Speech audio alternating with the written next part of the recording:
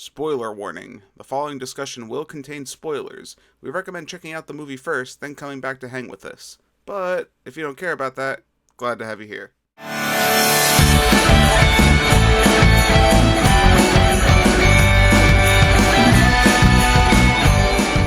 Merry Christmas, you filthy animal. All right, everybody, welcome back to another episode of the 25 Days of Real Christmas, a series where we review some old and new holiday favorite films. My name's Kevin. I'm John. And we are the Real Movie Guys. On today's episode, we're going to be taking a look at Last Christmas. Kate is a young, beautiful woman subscribed to bad decisions. Working as an elf in a year-round Christmas store is not good for the wannabe singer. However, she meets Tom there. Her life takes a new turn. For Kate, it seems too good to be true. Now, John, it looks like we're jumping into the romantic comedy scene once again. And I will say, this one is more of a romantic comedy, I feel like, than the last one we watched. Oh yeah, definitely. I feel like this one had a lot more comedy to it. Yeah, and the plus is it had Emilia Clarke, who I do like. I know, that's a questionable topic, out of Game of Thrones, which she played Daenerys, her most famous role. She had some questionable stuff after that. I will say, though, Last Christmas kind of surprised me. I didn't know what I was getting into exactly. Right off the bat, I could tell it had something to do with the George Michael song, apparently. That was in the trailer. They couldn't be blatant enough about that. But based on what I saw from the trailer initially, it looked like just another cheap romantic comedy that it would have been on like Hallmark or, one of those kind of channels. Just, it looked like nothing inspired. And I will say, I think I walked away enjoying this a little more than I thought I would. Now, John, did you know anything about this movie before we decided to talk about it? I honestly thought, just from hearing the title of the movie, I wasn't expecting this movie. And even if you look at the poster, right, the poster's just Emilia Clarke and Henry Golding just sitting on a bench together, and they're like looking at each other like, oh, what are you doing for this Christmas? And it looks so corny. But this movie had a lot of heart, which I really just want to jump into this. This was definitely a rom-com, for sure. This one I laughed a lot more than I thought I was. It really got some, pretty solid belly laughs out of me at times. Emilia Clarke, surprisingly, she had really good comedic timing, and her chemistry with Tom, played by Henry Golding, that was definitely there. There was a romantic connection, there was a comical connection. On all the levels, I feel like they hit it for me. She had great chemistry with just about everybody. I mean, the cast in this movie was pretty decent. I don't know how well-known they are as far as actors. I mean, you had, like we said, we had Emilia Clarke, Game of Thrones fame. We had Tom, who was played by Henry Golding, which we just talked about. He was from Crazy Rich Asians, which is another rom-com movie. I will admit, that wasn't something I watched on my own. That was more of my wife kind of got me into that. And I thought that was a pretty good movie, too. Maybe something we'll talk about in the future. Michelle Yeoh played Santa, which isn't her real name. She actually has another name, but she uses the name Santa because she runs an all-around Christmas store. I liked her a lot, too. She had a lot of comedic timing. Again, all these characters essentially shouldn't work, but on some level, for some reason, they all worked for me. So my ultimate question comes down to, why does this movie work more so than other romantic comedies, especially in the holiday genre? There's so many of them, so what made this movie stick out? And I think, honestly, for me, the main thing really had to be just the plot, and a lot of the theming in this movie hit close to home and was very relatable in that fun and also semi-twisted kind of way. I think it was very feel-good, the whole movie, right? For the most part, even when she was having a bad time, Emilia Clarke's character, Kate, I was still having a good time, so the enjoyment never left as far as that. But I like how the plot is really just finding your place in life and coming to terms with what you've done, and then who you want to be, not defined by the worst of yourself. That's a really powerful message, which I did not expect to get out of this romantic comedy. Because when this movie plays it for laughs, it works, but when it plays some of those more serious beats, again, Emilia Clarke, say what you want about her. I know there's a lot of, again, I've said this before, there's a lot of controversy with her acting. She does a really good job playing both sides of the coin here for me. When she hits those more sentimental beats, when she goes into how people look at her and how she's treated, I really felt bad for her. I genuinely, felt sorry. I also really like the family interactions. Now, compared to Happiest Season, which we did just watch recently, one of our complaints was actually we didn't feel like we cared about the family or got to know anyone really in the family. I didn't feel like a connection with the family between, the main actress and everything that was going on. In this movie, I had the complete opposite reaction almost, to where Emilia Clarke, with her father and her mother and her sister, that connection just felt very strong and relatable right off the bat. Like, I know they're, it's more of a, they're from, was it Yugoslavia they're from?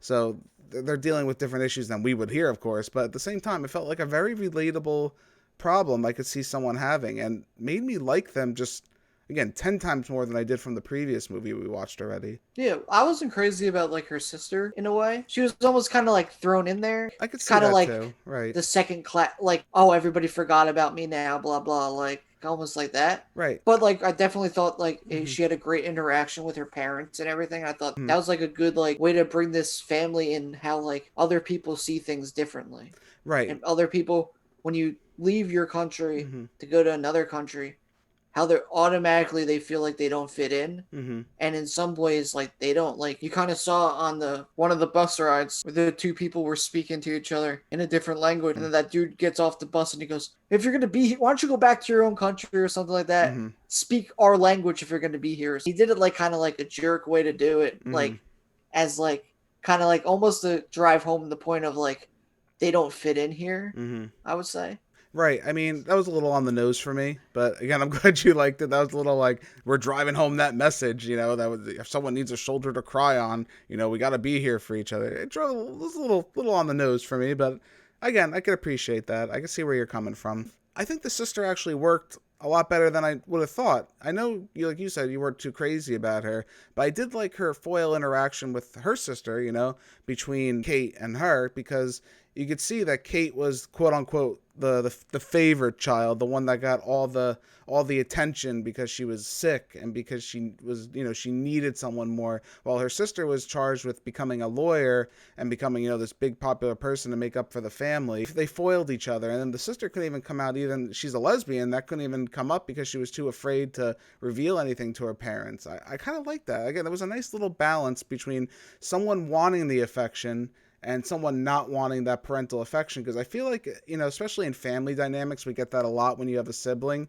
Sometimes either the siblings are the same or they're just very polar opposite. Someone really wants to be with their parents, another one just wants really nothing to do with them, wants to do their own thing. I really like that dynamic a lot. With that, I'm not totally sure too. Like, did the mother also enjoy the attention too that she was getting Well, too? that's a good Like they were question to talking bring up. about too. Right. Because like the Kate liked all the attention, but really it didn't seem like Kate really wanted all the attention. It seemed like her mom liked the attention Well, more. that's right, So and she that's kept holding Kate back more. right, and that's even more interesting because that comes into how she has like a PTSD from leaving Yugoslavia. Like, she's afraid she's going to be, tortured and attacked, living in England where they are now. She has this like PTSD of that whole situation. So by her overbearing on her child, that helped take her mind off her own issues. You know what I mean? It kind of got her mind to wander. So maybe she was, projecting onto her. Again, a more interesting dynamic than I would have thought. I never, in a million years, when we said we were going to watch Last Christmas, I would have been having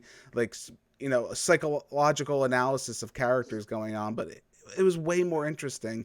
And I can't stress that enough to people. Sometimes just go into a movie, right? Regardless of what we say. I mean, kind of listen to what we say, but regardless of what we say, or don't judge a book by its cover, because you never know what you're going to get. And I did not expect that at all. After watching this whole movie, that was not what I thought this movie was going to be or had a chance to be. The next thing I want to talk about real quick is just the music is phenomenal, of course, in this movie. Now, if you couldn't already tell based on the title of this movie, Last Christmas is pretty much what this movie was based on. When they were creating the script for this movie, it was based on George Michael's music and Last Christmas of the song.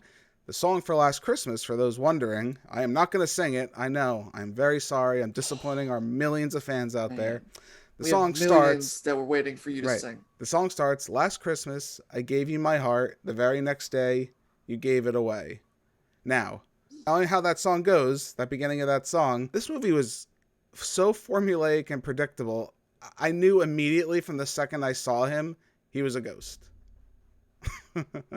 I literally knew the moment I saw him, like, he's not there. Maybe not the exact like details of what happened, but I'm like, he's not there. And then as soon as she mentioned something with an illness, and then when we get little bits of information, I just started putting it together rapidly. And for me, that was an extreme negative in my book. I knew exactly what was going to happen. I was predicting it out loud. I'm like, he's not really there. And there's even a scene when they're by a bus. He doesn't have a reflection in the glass. at all. So I'm like, oh, okay, well, there we go. Because maybe I was just started looking for it at some point where I'm like, okay, I'm looking for it. And I also looked at her interactions and I'm like, how could her interactions be like construed as her just doing something?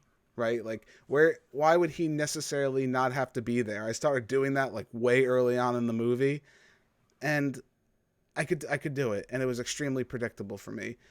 That being said, though, as much as I see that as a negative, there again, as I said earlier, their chemistry is phenomenal. Just the fact that we get to see her grow as a character and then the story they're telling, even though I could feel every single bit of it, even though every beat was, by the book, if you want to say that didn't take away from how I enjoyed this movie. The story was still interesting enough that even though I've heard it done before, I've seen it done before, it didn't change anything for me.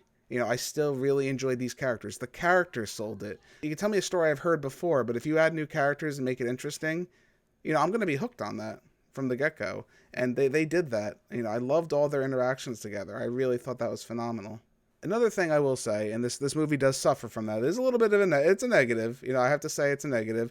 It's a little nauseating at times with the feel-good moments. Especially the end is a little, by the books. Like, she's helping a homeless shelter at the end, and she's got all the lights on, and she's like, I'm singing, I'm powerful, I'm me. It's a little nauseating. You have to admit, it was a little Lifetime nauseating. Everything comes together so perfectly, and everything's absolutely perfect. It's a little nauseating. I have to say it. It's just a little too cheerful at times for me. But the moments that weren't so cheerful, again, that this counters off of that, the moments that weren't more cheerful, that were real and serious, were intriguing. And the victories they had that were emotionally built up, I thought were competent. I really enjoyed it. Again, while not wholly original at all in its storytelling, way better than I thought. I can't stress that enough. This movie was way better than I thought it was going to be. I feel like it also sends good messages out there too. Yeah, good vibes. Good vibes like all how around. he keeps telling her to just look up. It almost makes you think of like sometimes like the everyday you do something, there's always things that you miss in the world. I agree. Like little things that happen. Right. That we don't see. No, the messaging was strong in this movie. The fact that she was able to just turn her life around just by, accepting the fact, instead of worrying about her past and what she's done, she was able to worry about her future and, pick herself up and keep going. That's a really strong message, and that's part of the holiday spirit. I mean, you can maybe make the argument this movie, it wasn't the superior Christmas movie by any means, but it was a good story. Did it have to take place on Christmas? Not necessarily. I mean, it wasn't like, I got to get into the Christmas spirit, I got to do all this. It was more just, I think it was more like the song Last Christmas was just kind of like, it was kind of the hook, and then they turned this into a holiday film. But I could see this working as a non-holiday film as well. It definitely has the legs to stand on. I was going to say, I feel like Last Christmas kind of makes it a Christmas movie.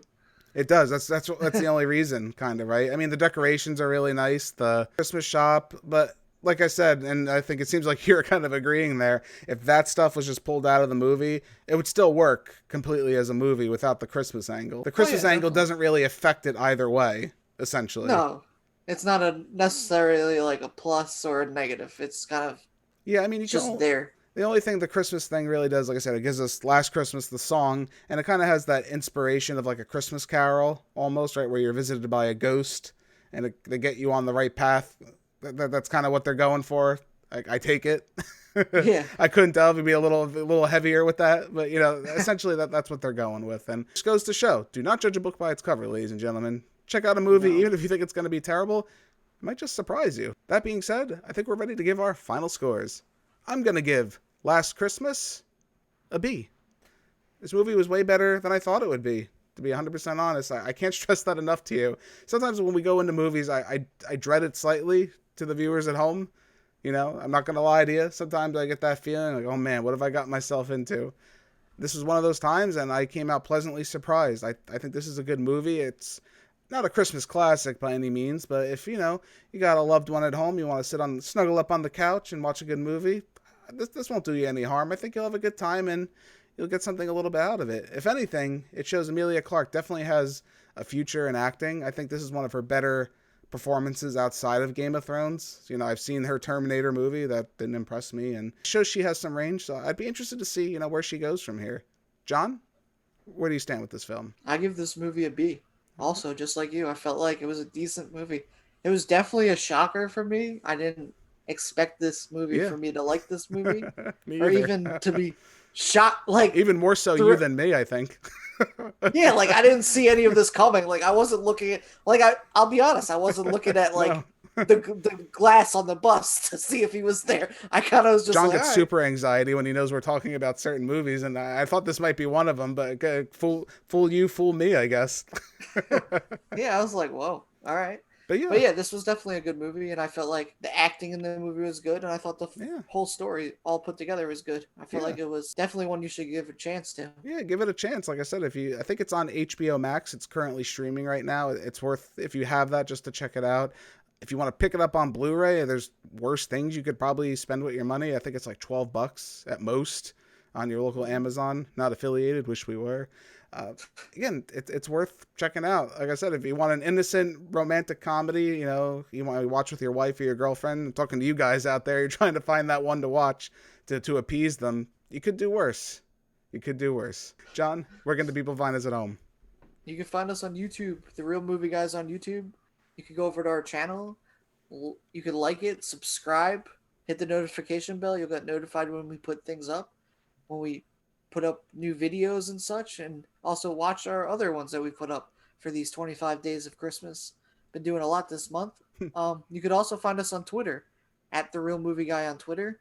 Tweet at us, let us know your opinion of this movie or other movies that maybe surprised you around Christmas time. Especially those romantic comedies. I'm always looking for something to watch with my wife that, that I'll somewhat enjoy and not have to go throw up in the bathroom later after watching. You can also listen to us on many podcasting platforms such as... Yes, for your listening pleasure, we are also available in podcast form at iTunes, Spotify, Anchor, Google Podcast, Overcast, Breaker, Radio Public, and Pocket Casts. Be sure to give us a listen at any of those fine places. If you already are right now, hey, greatly appreciate it. Just search out The Real Movie Guys. We should pop right up. Thank you all again so much for joining us for this episode of The Real Review. My name's Kevin. That guy over there, he's John. We are The Real Movie Guys. Real guys, real movies, real thoughts. And don't forget to tune in all this month as the holiday festivities continue during the 25 days of Real Christmas. Merry Christmas, Happy Holidays. We'll catch you next time. See ya.